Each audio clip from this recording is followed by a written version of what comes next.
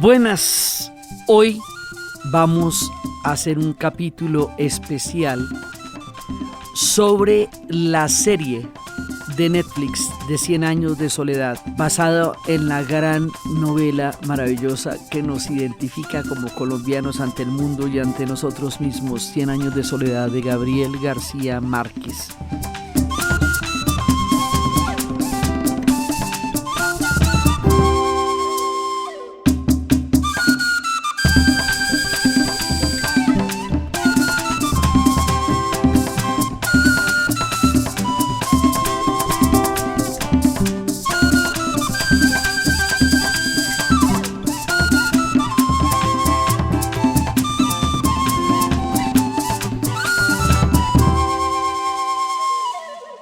¿Cómo les parece que se llegó el día? Estrenaron la serie, al fin. Estrenaron la serie en una producción que es como haga de cuenta Nuestro Señor de los Anillos. Es así como de ese tamaño. Es la producción audiovisual más ambiciosa en la historia de Colombia y es una de las más destacadas en América Latina. Es la adaptación de la novela que desarrolla Netflix y la productora de Dínamo. Primero les contamos cómo se llega allá, porque esto lleva mucho tiempo cocinándose, mucho tiempo haciéndose, porque entre otras cosas, la sola idea de filmar 100 años de soledad genera toda clase de sospechas, porque siempre existió la idea de que esto no era filmable, de que no era llevado a la imagen, de que no era llevado al cine, y como es tan icónica, tan identitaria, tan poderosa, forma parte de nuestro relato colectivo, pues es un reto gigantesco ante toda clase de sospechas, escepticismos, miedos, expectativas, ansiedad, de todo se produce. Y bueno, se estrenó finalmente. Y entonces les vamos a contar cómo llegamos allá y les vamos a contar cuáles son los tiempos históricos que se manejan en el relato. Entonces, el casting fue un proceso de más de 10,000 perfiles que revisaron para seleccionar los 25 actores principales que van a dar vida a todos estos personajes. Obviamente, cuando una novela es llevada al cine, no puede representar exactamente la imaginación de los millones de personas que leyeron la novela, porque eso es imposible. Yo he leído 5 veces 100 años de soledad, y cada vez que lo leo una novela completamente diferente. Es caleidoscópica, y en las diferentes etapas de la vida uno la lee y lee otra novela distinta. Y de leerla después de que ha habido una pandemia es completamente diferente a leerla antes, porque saber que puede contagiarse la enfermedad del sueño era algo que antes no podíamos ni siquiera imaginar. Entonces, pues haciendo la idea de que es muy difícil que tu imaginación llegue a verse reflejada, esto es un esfuerzo cinematográfico gigantesco porque hay más de 20,000 extras. Con eso les digo, como las grandes producciones de la época de Cecil B. DeMille en Hollywood, así, de tremenda. Además, teniendo en cuenta que esto se hace en un acuerdo con la familia de Gabriel García Márquez, estando todavía viva Mercedes Barcha y su esposa maravillosa, la autora, digamos, la inspiradora del Amor en los tiempos del cólera, y resulta que ellos dicen, tiene que ser una serie, no una película, porque en una película sí es imposible filmar 6 generaciones. Tiene que ser en español, tiene que ser en Colombia y tiene que ser con colombianos. O sea, esto es una historia nuestra para nosotros y para el mundo. Esos son los acuerdos a los que se llegaron para que se diera la autorización de empezar el rodaje de 100 años de soledad.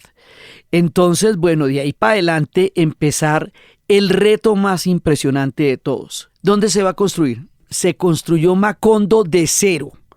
Se construyó en Alvarado, Tolima. Fundamentalmente en Alvarado, Tolima es donde está la Casa de los Buendía, pero esto también tiene filmaciones en Villa de Leyva y también va a tener filmaciones en Cartagena. Y esto es la Casa de los Buendía. Esa es hecha a mano con 3,500 tejas, la decoración es en palma trenzada por los artesanos de La Guajira, que es una cosa que es muy importante porque todos los objetos que se ven en la serie son hechos por artesanos de toda Colombia. Por eso hay una exposición mostrando todos los objetos, porque la idea es que esto sea incluyente en el relato mismo, desde el vestuario, desde los objetos, desde todo lo que lo rodea. Es nuestro gran relato. Tiene que reflejarnos en todas las diferentes instancias, desde los diferentes sonidos de los pájaros, que cada uno de ellos se grabaron en La Guajira y en los Montes de María, especie por especie, cuáles eran los turpiales. Esto tiene unos niveles de detalle impresionantes. El set es construir el pueblo, construir la casa, el pueblo que va variando, la casa que va variando, porque como la historia tiene un desarrollo, y en la novela misma la casa va cambiando desde la pequeña aldea hasta cuando la van a remodelar, cuando encuentran que Rebeca y Amaranta se han vuelto adolescentes. Toda la diferente evolución de la vida de los Buendía tiene que traducirse en un set. Entonces todo eso se construyó. Todo. El pueblo, la iglesia se construyó al lado de un árbol, es donde va a estar el famoso castaño, que es el afiche de José Arcadio Buendía, ya amarrado al castaño en el momento en que al final se vuelve loco después de tanta lucidez, tanta liderazgo y tanta guianza de lo que fue esto. Esto tiene diferentes lugares donde se va filmando. También está en Venadillo, está en Lérida, está en el Cañón del Conveima, que es impresionante, en La Guajira, en el Magdalena, en Chingaza, entre otros. Y esto tiene pues las evocaciones cinematográficas más impresionantes, pues la travesía para ir a fundar el pueblo, a veces parecen escenas hasta de Aguirre, pues son unas cosas impresionantes. Todo es diseñado con un nivel de detalle. La platería de los pescaditos de oro del coronel Aureliano Buendía es real. Ese es oro momposino, de los artesanos de Mompós, de la filigrana de Mompós. Todos los elementos emblemáticos de la novela, el taller de la platería, el corredor de las begonias, se emplearon así milimétricamente.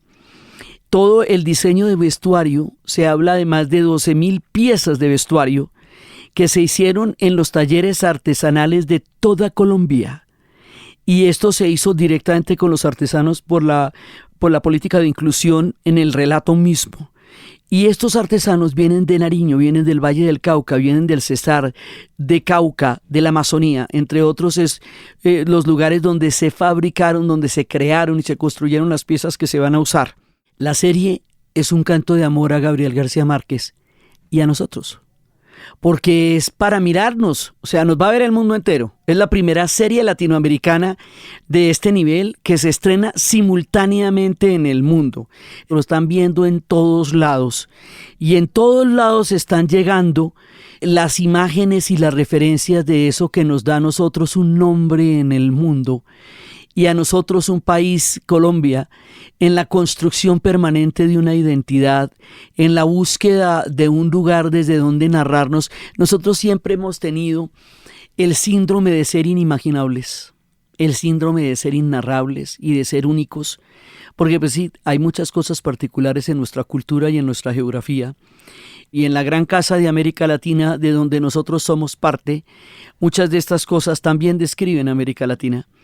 Entonces, para nosotros llegará este momento en que el mundo entero va a estar viéndonos, pensándonos, evocándonos, preguntándose de dónde viene esa vegetación tan exuberante que en muchos lugares de la tierra donde se estará viendo esto resulta inimaginable, como nos pasa cuando uno trata de describir en otros lugares tan distantes lo que es un país como Colombia en términos solamente de su geografía y su tremenda diversidad, tanto física, geográfica como cultural y étnica. Entonces, teniendo en cuenta que vamos a hacer una representación cinematográfica de una obra literaria y que eso tiene todas las características del cambio de lenguaje y que lo vamos a hacer desde la novela más emblemática y que es narrado en off para mantener toda la pureza y la preciosidad del texto, lo mismo que hicieron con Pedro Páramo, que también es narrado en off y también es una representación increíble y excepcional del universo de Rulfo. Aquí también una muy buena parte de la novela es narrada en off en costeño. Muy importante que esté narrado en costeño, porque estas cosas de oír nuestras historias por allá en otros acentos nos distrae de lo que nosotros somos en realidad. Entonces, teniendo en cuenta la complejidad de esto, lo que significa cada una de las escenas, toda la investigación que hay detrás para lograr traducir la magnificencia de la novela a una narrativa que, con todo el esfuerzo del mundo, ellos llevan más de 5 años dándole a esto. Es el momento en que va a salir a la luz un proyecto muy grande que involucra mucha gente. O sea, en Alvarado, en Lérida, que es una multitud de personas que fue llegando de todas partes, y todos los que son extras y todo para llegar a hacer esto. La sola puesta en escena es una epopeya narrativa y cinematográfica. Esto está filmado en cámaras de cine, no de televisión. Es una serie que se va a transmitir por televisión, pero está filmado en cámaras de cine. Entonces toda la gente que está en la producción, en la foto fija, en la dirección de fotografía, en todo eso, es una cosa muy impresionante. Nosotros, porque lo nuestro es la historia, nos vamos a contar, a meter en los tiempos históricos de la serie. ¿Por qué en los tiempos históricos de la serie? Porque es que la serie, como la novela es circular, como la novela es espiral, como la novela es mítica, como la novela tiene toda esa cantidad de posibilidades narrativas para poderla coger por algún ladito, para poder encontrar una punta del mantel, entonces decidieron los directores, Laura Mora, decidieron que lo iban a hacer cronológicamente. La primera temporada, 8 capítulos, esto tiene una linealidad histórica, digamos, la idea de buscar un relato cronológico para poder llevarnos a un universo narrativo audiovisual, que es muy distinto a los universos narrativos literarios, porque los universos narrativos literarios pueden ir y venir libremente, mientras que el relato audiovisual requiere una cierta linealidad. Entonces, por eso se escogió la narrativa del tiempo cronológico. Estamos hablando de una historia de la familia Buendía que va a ocurrir en 100 años, entre 1850 y 1950 aproximadamente. Acuérdense que esto es literatura, y la literatura nos lleva a un relato de la historia en sus propios términos, que no por no ser literal deja de ser cierto, que es la maravilla de la novela. Cuando le preguntaban a García Márquez, él decía primero que él no se inventaba nada, que todo lo que él escribe a él se lo contaron. Y la diferencia como entre la verdad y la ficción en la literatura, decía, no, pues precisamente, porque es ficción es que es verdad, decía de alguna manera. Entonces, los 100 años que van a transcurrir de la familia Buendía es más o menos entre este periodo histórico. No solamente tenemos un tiempo histórico lineal, que es esta aproximación de esos 100 años dentro de la historia de Colombia, sino que hay, y esto es muy importante, diferentes tiempos. No solamente tenemos un tiempo cronológico, tenemos un tiempo mítico, tenemos un tiempo literario y tenemos un tiempo histórico. Y es muy importante el tiempo mítico, porque el tiempo mítico, y esto lo decimos también después de haber contado muchas veces historias mitológicas del mundo y de Colombia, el tiempo mítico rompe con la linealidad temporal y nos lleva a una atmósfera mágica y nos lleva a una atmósfera simbólica, pero una atmósfera universal. Esto, siendo tan particular, termina siendo un relato universal, casi un relato bíblico. Esto termina siendo un relato fundacional, termina siendo un relato onírico, termina siendo un relato tremendo, y es desde donde se empieza la historia de José Arcadio y de Úrsula. Y de ahí en adelante estos nombres se van a repetir y se van a repetir. José Arcadio, el de Úrsula no tanto porque se sufre mucho, dice ella. Pero José Arcadio y Aureliano se van a llamar todos los personajes de la novela y de la serie, motivo por el cual la novela de Suramericana, cuando se editó por primera vez en Buenos Aires, tiene la genealogía y ya digamos se volvió, en las demás lo van a reproducir la genealogía de los Buendía para que no se pierda uno de personaje, porque la tenaz repetición de nombres, como decía García Márquez, hacía que cada uno de estos nombres estuviera habitado por un carácter propio, ¿no? Y decía que los sociarcadios eran de una manera y los aurelianos eran de otra, que los aurelianos eran mucho más introvertidos y los sociarcadios mucho más aventureros, salvo en el caso de los gemelos, que quedarían cambiados. Entonces, nosotros tenemos un tiempo cíclico, una mezcla de lo histórico con lo fantástico, una conexión de las narrativas míticas con las diversidades culturales que nos habitan a los colombianos, y por eso la novela trabaja con figuras arquetípicas. José Arcadio Buendía y Úrsula Iguarán son arquetipos fundacionales de una primera pareja en la tierra. Por eso se habla también de un relato mítico, porque con ellos empieza la gran creación.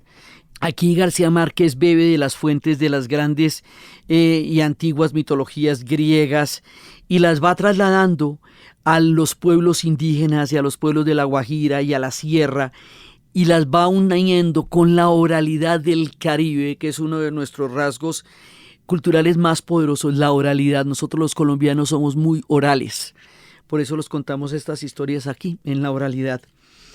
Y lo va uniendo con la oralidad del Caribe, con el mundo campesino de la costa atlántica del Caribe, y van tratando de adaptar toda esa visualización y esa historia a un mundo de imagen. Esto se plantea en Colombia, pero esto también sucedió en América Latina. Entonces, que siempre en nuestra Casa Grande nosotros estamos intrínsecamente metidos con la historia de América Latina y ellos con nosotros. Entonces, la idea es que la serie termina por reflejar estas historias. La primera parte era cómo esta pareja fundacional va a llegar a construir un universo. Habían crecido juntos en la antigua ranchería que los antepasados de ambos transformaron en uno de los mejores pueblos de la provincia. Aunque su matrimonio era previsible desde que vinieron al mundo, cuando ellos expresaron la voluntad de casarse, sus propios parientes trataron de impedirlo. Así que se casaron con una fiesta de banda y cohetes que durara 3 días. ¿Por qué? Porque ahí hay un tabú. Ahí hay un tabú original, y en esto también nos metemos con todos los elementos míticos y arquetípicos de la cultura griega y de todo. Se dice que ellos son primos y pueden engendrar hijos que tengan cola de cerdo, cola de puerco o que parezcan iguanas. Para 1850 aproximadamente, que es cuando situamos esta primera parte, ya hay una serie de cosas que se han consolidado en la historia colombiana. Ya hay una primera identidad de Colombia que ya tiene los elementos fundamentales puestos, ¿sí? Y es toda la demografía, el mestizaje. El carácter mestizo de nuestra demografía tiene una cantidad de historias detrás. La primera fue la gran tragedia demográfica indígena con la llegada del Imperio Español, que involucra todo, desde el genocidio hasta la gente que murió de enfermedades, pasando por toda la cantidad de sufrimiento que eso trajo.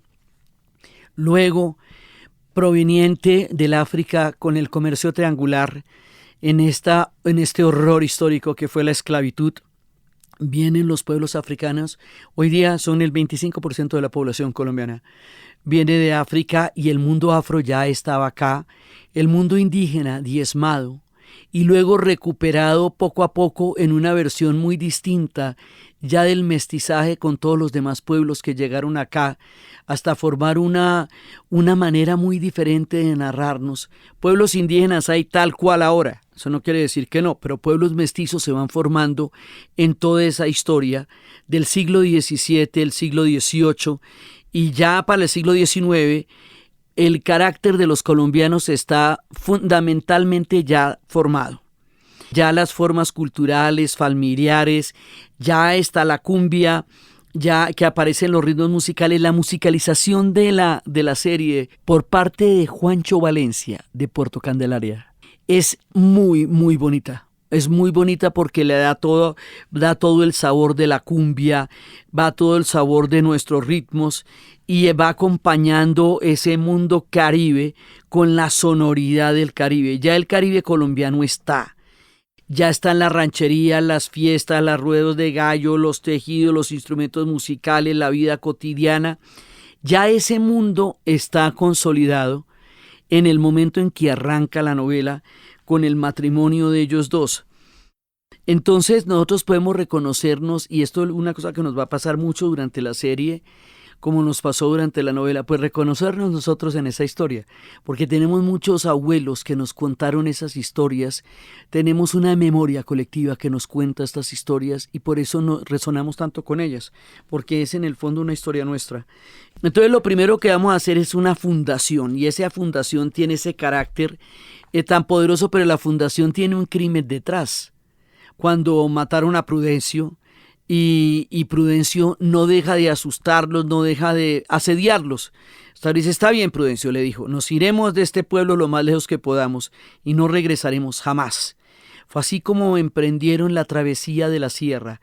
Varios amigos de José Arcadio Buendía, jóvenes como él, embollados en la aventura, desmantelaron sus casas y cargaron con sus mujeres y sus hijos hacia la tierra que nadie les había prometido. Resulta que nosotros vamos a durar fundando pueblos en Colombia mucho tiempo. Y durante el siglo XIX se van a fundar muchos pueblos y todavía en el siglo XX se siguen fundando. Este es un territorio gigantesco, agreste, con 3 cordilleras, con selvas, con llanos, con mares, con desiertos. O sea, esto es una cosa muy grande. Tenemos 1 millón larguito de kilómetros cuadrados, incluyendo la insularidad. Entonces, para llegar a terminar de fundar esto que se llama Colombia, nos va cogiendo más o menos la primera mitad del siglo XX, las primeras 2 décadas del siglo XX todavía. Así que la fundación es un hecho histórico en Colombia, porque mucha gente se fue a fundar pueblos de la nada, en el eje cafetero, en la costa atlántica. Por eso los departamentos antes eran unos y luego se vuelven la mitad, y entonces hablamos del Tolima Grande, que después fue el Tolima y Huila, de Santander, que después fue Santander del Norte y del Sur, del Viejo Caldas, que después serían Risaralda y serían lo que llamamos el eje cafetero, que son diferentes departamentos porque nosotros nos duramos configurando un poco de tiempo. Y en esa configuración histórica se fundan y se fundan pueblos. Y en esta geografía tan agreste se fundan de la nada y llegan un poco de gente en unas condiciones tan locas como se ve ahí. Y o sea, esto lo vemos en la novela, pero estos son los arrieros fundando Finlandia, fundando los pueblos del eje cafetero. Esto lo ve uno por todo el país. O sea, hay un tiempo fundacional en Colombia. Y eso es lo que representa la fundación de Macondo y ese poco de gente que se va con ellos. Hay incluso tiempo después que hay uno que Barichara y después de ahí se van otros para Villagrande y hacen otro pueblo, y en la costa hay uno que se tuvieron que separar, pero lo hicieron de mala gana. Y unos se fueron para Malagana y otros se quedaron donde estaban para evitar vaina. Y entonces hay uno que se llama Evita y otro que se llama Malagana. Entonces, todo esto en realidad ocurre, porque lo más impresionante de la novela como de la serie es que todo lo que uno ve, por más extraño y sobrenatural que le parezca, ocurre aquí. En eso consiste lo real maravilloso, en la irrupción cotidiana de lo extraordinario y en la irrupción de lo extraordinario en lo cotidiano. Entonces, pueblos así se fundaron todo el siglo XIX y nos cogió el siglo XX todavía fundando pueblos. Entonces, hubo muchos José Arcadios Buendía, muchos hombres que miraron obsesionados qué podría ser esa tierra en el futuro. José Arcadio Buendía es un soñador y es un visionario y está representado maravillosamente. Él cree en el progreso y en el conocimiento y en la ciencia. Él cree en un mundo mucho más grande del que él ve. Úrsula Iguarán es el pilar práctico y moral de la familia. Ella es la que da los pies en la tierra. Por eso hay un momento que dice, con el sextante en la mano, yo no sé dónde queda Macondo. Y ahí dice, yo sí te puedo responder esa pregunta. Macondo queda aquí y tú estás en la luna.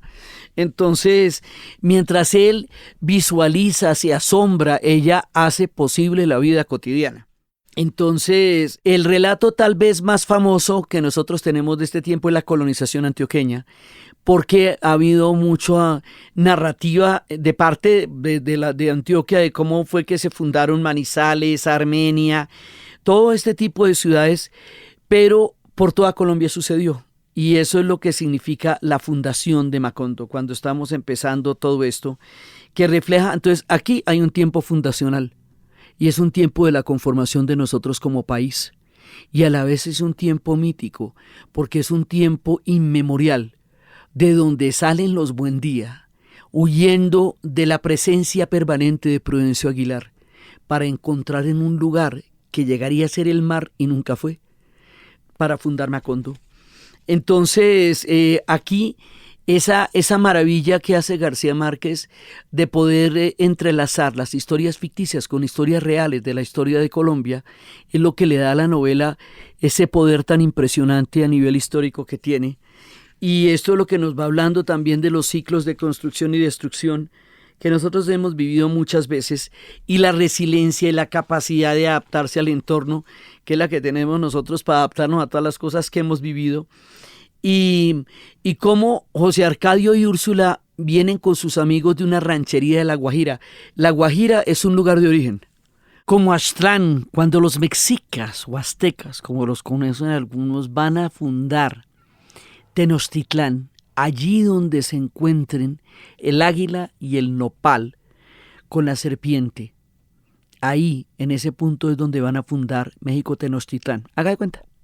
Ellos tienen un lugar de origen, un Aztlán, que es la Alta Guajira, y van a llegar a un lugar indeterminado que se llama Macondo.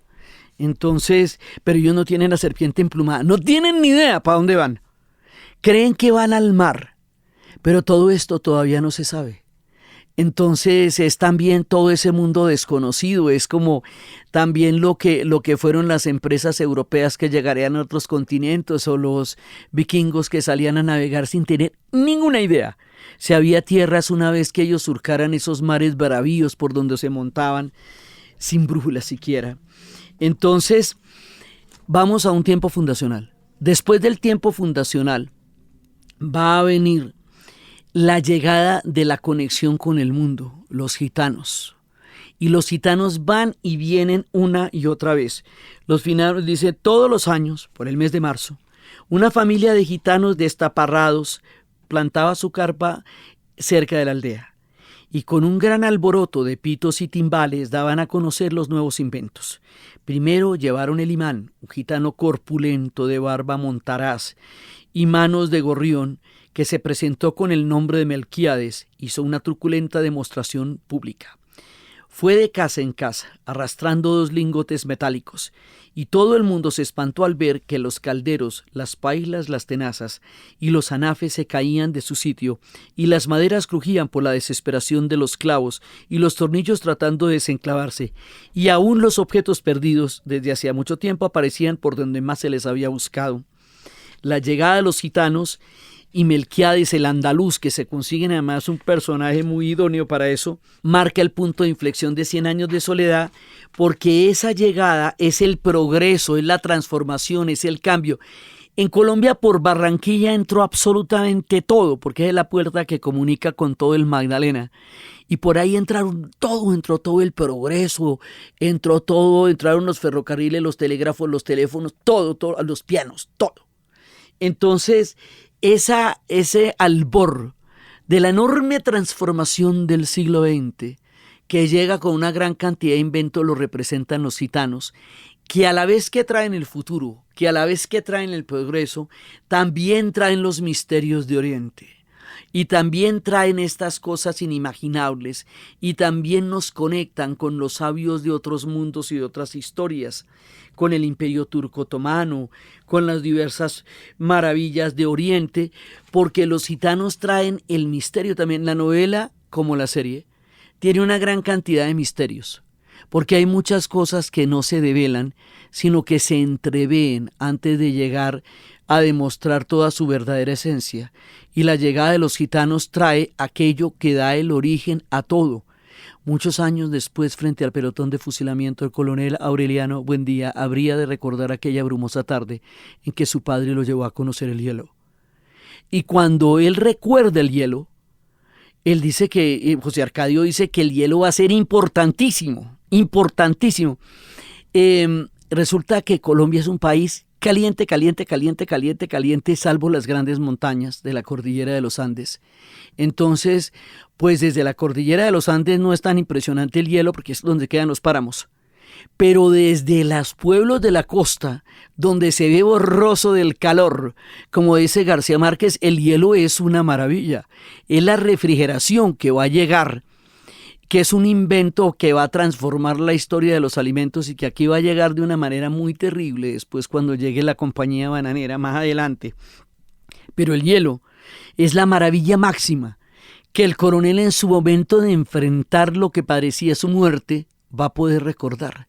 Y esa es la primera escena, que es con lo que nosotros nos dirigimos a la novela siempre. Con esta primera frase, García Márquez, él empezaba sus novelas de una manera maravillosa y en cambio las terminaba de una manera impresionante. Y esta, como es un relato total, tiene el mejor comienzo y el mejor final que uno haya oído en la historia de la literatura. Eso es de dar alaridos y ahí lo respetan en la novela. Todos los gitanos traen todo, traen los daguerrotipos, que le empiezan a dar una presencia de memoria fílmica al pueblo, y eso es muy importante. Después van a traer todo lo desconocido, la modernidad, todo lo que va entrando, todos los gramófonos, el cine, que eso es una historia bellísima. Todos los artilugios de los gitanos van a generar temor, el temor que genera el progreso. Mire, lo que hoy produce la inteligencia artificial, lo que hoy produce la robótica, lo producían los imanes y los telégrafos y los gramófonos. Así de impresionante era, como quien ve hoy la inteligencia artificial con una mezcla de fascinación, temor, espanto y curiosidad. Así eran los gitanos cuando llegaban, cada año con cosas distintas y nuevas. Entonces ellos son siempre los que van a traer los elementos de novedad, de transformación. Cuando lleguen más adelante los turcos y la calle de los turcos, porque resulta que la migración de los pueblos del antiguo Imperio Otomano, Siria, Líbano, Jordania, Palestina, los pueblos que entonces huían de la disolución del Imperio Turco Otomano y llegaron a una gran migración a América Latina, muchísimos al Brasil, muchísimos a Colombia, y que hoy están teniendo también los días más oscuros y también tienen motivos para seguir emigrando por el mundo como en aquella época, trajeron toda clase de inventos y la calle de los turcos va a ser una de las grandes cosas también en Macondo. Entonces van llegando diferentes elementos. Poner todo esto en escena es un tema muy grande y van cambiando todo. Además se va mostrando cómo esa aldea, en la serie se muestra cómo esa pequeña aldea que es encontrada por los gitanos, por los pájaros, por el ruido de los turpiales que cantaban en todas las jaulas de madera, se va volviendo poco a poco cada vez más un pueblo, y eso va transcurriendo durante la serie, y eso hace que vayan a tener que cambiar de sets y de escenarios. También tenemos un problema de tierras, eso lo vamos a ver, pues lo seguimos teniendo, pero hay un tema de fundaciones, de institucionalización de Colombia. Como hay tantas fundaciones libres y sueltas por ahí, donde la gente se autogobernaba de acuerdo con sus propios pactos sociales, la creación y la institucionalización del Estado colombiano va a ser una cosa muy compleja, obra aún sin terminar. Entonces, cada vez que el Estado va a llega en forma de un ordenamiento que pues aparentemente no lo necesitaban. O sea, cuando aparece la figura de don Apolinar Mascote, que en este caso es Jairo Camargo, un actor de una trayectoria tan impresionante que conecta toda la historia clásica y grandiosa de la televisión colombiana con la serie. Eso genera una conexión de familiaridad de una figura tantas veces vista en producciones como las de Escalona. Verlo ahí es sentir, digamos, que estamos trabajando así con nuestras generaciones. Ahí va a llegar don Apolinar Mascote, y aquí tenemos dos tiempos históricos muy complejos. Hubo un tiempo del Olimpo Radical, en 1863, cuando se hizo la Constitución del Olimpo Radical, en donde se estaba dando la idea de un mundo liberal, con una serie de parámetros y de valores particulares que era muy federal, muy federal. Nosotros vamos a tener muchas guerras civiles por los modelos federalistas o centralistas. Y esas guerras civiles también serán representadas por el coronel Aureliano Buendía. Y también vamos a tener épocas en que fueron los liberales, pero después del Olimpo radical va a haber un periodo conservador que se va a llamar la regeneración. En estas analogías metafóricas, aparentemente la llegada de Apolinar Mascote y la idea de tratar de reglamentar un pueblo que nunca tuvo reglas gubernamentales o de este tipo de ordenamientos y que rechaza totalmente la idea, esa sacada de ese personaje del pueblo en hombros de los demás, es una cosa impresionante. Y dice, José Arcadio Buendía, con la copia de la orden en mano, le encontró durmiendo la siesta en una hamaca que había colgado en el encueto de la pared. ¿Usted escribió este papel?, le preguntó. Don Apolinar Mascote, un hombre maduro, tímido, de complexión sanguínea, contestó que sí. ¿Con qué derecho?, volvió a preguntar José Arcadio Buendía.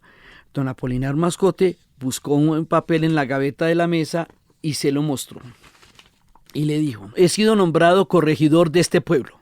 José Arcadio Buendía ni siquiera miró el nombramiento. En este pueblo no mandamos con papeles, dijo sin perder la calma. Y para que sepa de una vez, no necesitamos ningún corregidor, porque aquí no hay nada que corregir. Entonces, de esa manera le van diciendo que nada le ha perdido por allá, más o menos. Es el ordenamiento territorial, es la manera como se empieza a construir el Estado colombiano. En todos estos pueblos que se fueron fundando de todas estas maneras, en algún momento van a llegar las instituciones y van a llegar de una manera o de otra. Entonces aquí eso es lo que va a significar Apolinar Mascote, pero él va a llegar con remedios y eso con las mujeres hermosas de su familia.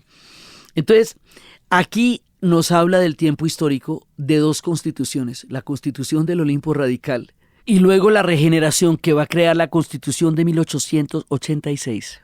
Las figuras como Pietro Crespi después nos recuerdan a personajes como Orestes Índice, el autor de la música del himno nacional, y otros personajes italianos, porque la música venía de los clásicos de Italia. Se va conformando un mundo con una serie de referentes europeos en esta tierra tropical, y los referentes europeos están pues en la pianola, están en la música que traían de Europa, pero también están en toda la música de la costa. Paralelamente, y la conformación de nosotros como país va a tener unos conflictos violentísimos aquí como en toda América Latina, porque si usted se lee sobre héroes y tumbas, ahí muestran todas las guerras civiles de los argentinos en los tiempos de Rosas. Entonces, y si usted lee a Galeano, se la muestran en el Uruguay, ¿me entiende? O sea, toda América Latina va a tener periodos parecidos, y es cuando después de los procesos de independencia se dan las construcciones ya cómo van a quedar los proyectos finales. Entonces, esa llegada es la que representa a Apolinar Mascote. Por otro lado, viene un cambio que va a dar origen a la figura del coronel Aureliano Buendía, y es la violencia partidista. En Colombia tuvimos un enfrentamiento de una violencia partidista aterrador, salvaje, brutal, carnicero, sanguinario y asqueroso, que se conoce con el nombre de la violencia, con B mayúscula, la violencia, 300.000 muertos por violencia partidista en los años 50. Y esto va a ser una cosa absoluta, pero durante mucho tiempo, porque es que esto nos va también hasta la Guerra de los 1000 días, que va desde 1899 a 1902. Devastadora, que es como todas las guerras civiles que representa el coronel Aureliano Buendía, que peleó 32 guerras civiles y las perdió todas, van a desembocar en una guerra grandísima que es la mamá de todas las guerras, que es la Guerra de los 1000 días, que devastó el campo, devastó totalmente a Colombia y le quitó a Panamá la deuda moral de pertenencia hacia nosotros, y haría que Panamá se fuera después de la Guerra de los 1000 días, que fue la cosa más impresionante. Y viene la violencia partidista de todos estos proyectos históricos que en España eran el enfrentamiento entre la España de Felipe II y la España de la Ilustración, la España que quería pertenecer a la Ilustración europea. Eso en América Latina se va a traducir en dos formas de entender la política, una que son los conservadores que vienen de esa España imperial y otra que son los liberales que vienen del mundo de la Ilustración, convertidos en partidos políticos en la era republicana, pero que tienen esos orígenes y que van a llevar a unas confrontaciones muy grandes.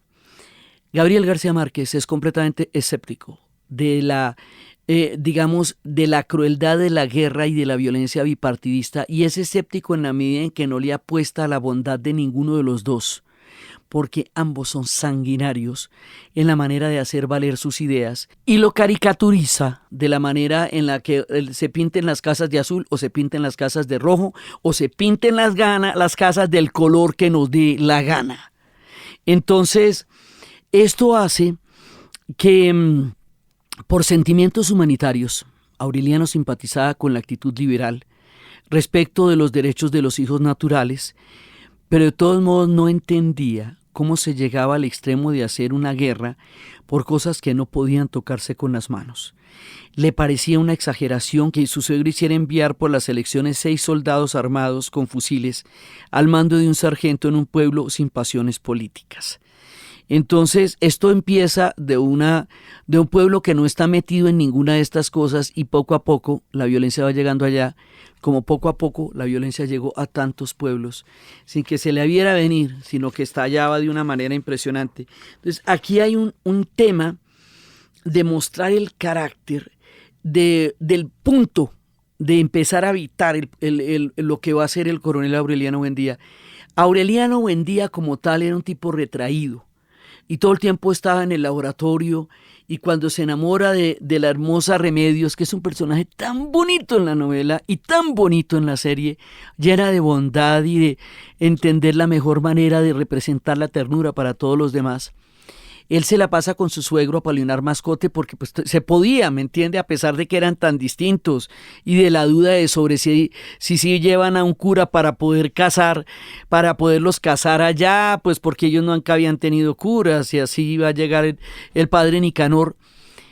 Esto era un entorno doméstico, pero la violencia con que se impone este modelo conservador le va helando la sangre al coronel Aureliano Buendía, y ese cambio de personaje está cuando se presenta frente al suegro y le dice: usted y su familia están a salvo. Le voy a decir eso primero que todo. Y de ahora en adelante usted no me vuelve a llamar Aurelito, o yo de ahora en adelante soy el coronel Aureliano Buendía. Esa entrada de personaje del actor es increíble, porque ahí se ve cómo este hombre se crece y pasa de ser este muchacho tímido a convertirse en un guerrero de marca mayor. El coronel Aureliano Buendía promovió 32 levantamientos armados y los perdió todos. Tuvo 17 hijos varones de 17 mujeres distintas que fueron exterminados uno tras uno en una sola noche antes de que el mayor cumpliera 35 años. Escapó a 14 atentados y a 73 emboscadas y a un pelotón de fusilamiento. Sobrevivió a una carga de estricnina en el café que habría bastado para matar a un caballo. Rechazó la orden del mérito que le otorgó el presidente de la República. Llegó a ser comandante general de las fuerzas revolucionarias, con jurisdicción y mando de una frontera a la otra, y el hombre más temido por el gobierno, pero nunca permitió que le tomaran una fotografía. Gabriel García Márquez se inspiró, aparentemente, en el general Rafael Uribe para crear el personaje del coronel Aureliano Buendía, un idealista trágico, el líder del Partido Liberal, un símbolo de los miles de guerreros que protagonizaron las incontables guerras que por causas similares hemos vivido en Colombia y en América Latina. El coronel Aureliano Buendía y el general Uribe comparten un montón de paralelismos, porque ambos fueron líderes de guerras civiles, Buendía en Macondo y Uribe en Colombia. Ambos lucharon por ideales liberales y reformas sociales. El coronel Aureliano perdió a sus 17 hijos y Rafael Uribe fue asesinado de un hachazo. Esto además es una cosa muy impresionante, porque esto todavía no había pasado en la novela, ¿no? La novela se publica en 1967, pero aquí va a haber persecuciones por estirpes, por ideas políticas, por pueblos. mucho tiempo después del asesinato de todos los aurelianos, ese mismo día con la punta de cruz, 3.000 personas serían asesinadas de un solo partido político que se conocería con el nombre de la UP, uno tras otro, durante un gobierno democrático delante de todo el mundo. Y eso le recuerda a uno la premonición o la manera como Gabriel García Márquez puede contar capítulos tan brutales de nuestra realidad. Eso, como les digo, no está en la novela, pero la muerte de los 17 aurelianos le hace a uno, digamos, imaginar este tipo de cosas que pasarían después. Así, este personaje va a terminar todo el relato y además en la serie es muy detallada respecto a personajes como Arcadio, de dónde sale su sensación de exclusión, de marginamiento, que lo va a llevar a ser un personaje dictatorial y tiránico en lo que se llama el paraíso liberal, como quien dice, la imposición de la fuerza, la crueldad y toda la forma tan aleatoria y tan arbitraria del poder no es monopolio de ninguno de los dos. Lo hacen ambos parejo, tanto liberales como conservadores. O sea, durante este paraíso liberal la cosa no mejora y Arcadio se mete con todo el mundo y desconoce todo derecho como lo desconocieron antes los conservadores. Y en eso García Márquez es muy claro. En nombre de lo que sea, ese tipo de arbitrariedad y de crueldad y de sufrimiento hacia la población civil es injustificable.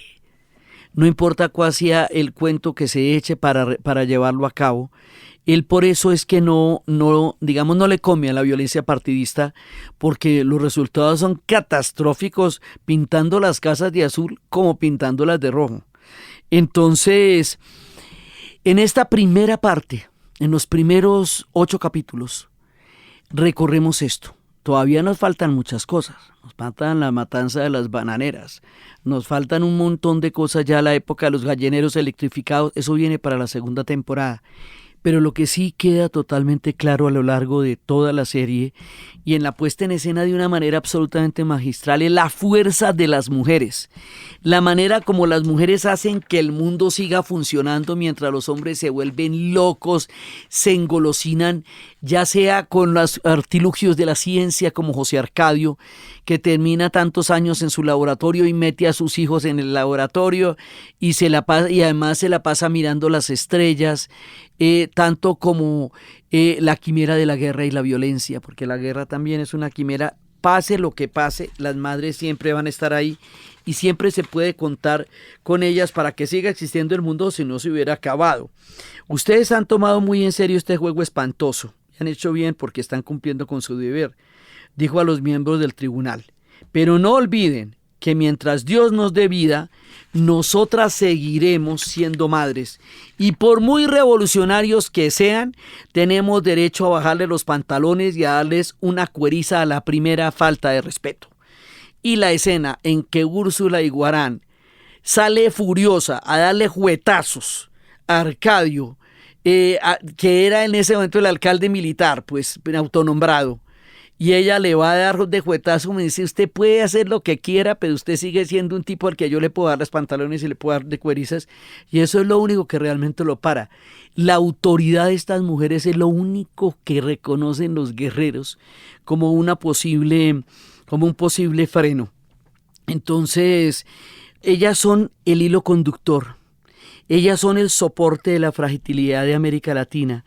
Ellas son lo que perdura, lo que permanece, lo que se reconstruye, lo que vuelve a traer la vida, lo que hace posible que los pueblos vuelvan a surgir.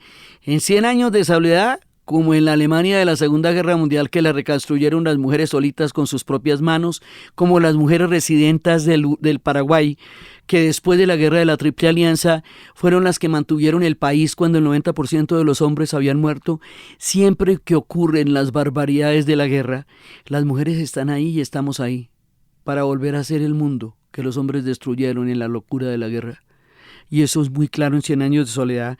Y esa presencia de estas mujeres como Úrsula Iguarán es la representación de ese arquetipo de la matrona que sigue adelante, pase lo que pase, con el dolor más terrible en el alma, pero con la capacidad de resiliencia permanente para seguir adelante con la conservación y la preservación de la vida de toda la estirpe. Entonces, con estas mujeres ahí, con estos arquetipos que les digo que los vemos tanto en Alemania como en el Paraguay, lo mismo en la costa, que en todos los lugares donde las mujeres como arquetipo hemos seguido adelante y como mujeres físicas han puesto sus brazos y sus manos llorando a sus muertos para seguir manteniendo la vida y la esperanza, tanto con los partos como con la resistencia emocional a todos estos impactos. Es algo que García Márquez siempre agradece, porque él siempre le ha agradecido a las mujeres la presencia benefactora y maravillosa de su vida, y eso lo dice mucho en las entrevistas. Eso está en la serie. Las mujeres de la serie son tremendas, son absolutamente tremendas, y la representación de los papeles que las actrices, la de Pilar Ternera, Viña Machado, es impresionante, porque la ternura de ella no da tregua, a pesar de lo duros que puedan llegar a ser los golpes de la vida. La cara de tristeza de Úrsula cuando regresa y encuentra a José Arcadio amarrado en el castaño y se da cuenta que está perdiendo a su compañero del alma y de vida, y que de ahí en adelante ella sí va a sentir la verdadera soledad, es parte de lo que nos conmueve en la puesta en escena de la serie. Esto para contarles que está chévere y que tiene unos tiempos históricos realmente poderosos y que refleja la historia de nuestro país en su cronología, como Gabriel García Márquez logró plasmar la historia de Colombia en 100 años de soledad. Y esto se lo contamos hoy, en la semana en que la serie se estrena a nivel mundial. Entonces, desde los espacios fundacionales, desde Macondo, desde las rancherías, desde Úrsula Iguarán y José Arcadio, desde el coronel Aureliano Buendía, desde la fundación de Macondo, desde la llegada de todas las diferentes generaciones de los Buendía, que va a traer cada uno su sino, su mirada, su presagio, su dolor y sus pasiones en un mundo que refleja la trágica y poderosa y mágica y resiliente historia de los colombianos en una novela que es llevada por primera vez a una imagen de una serie en un momento nunca antes visto en términos de la imagen de nosotros frente a nosotros mismos en la narración de Ana Uribe. Y para ustedes, feliz día, cualquier día que se sea.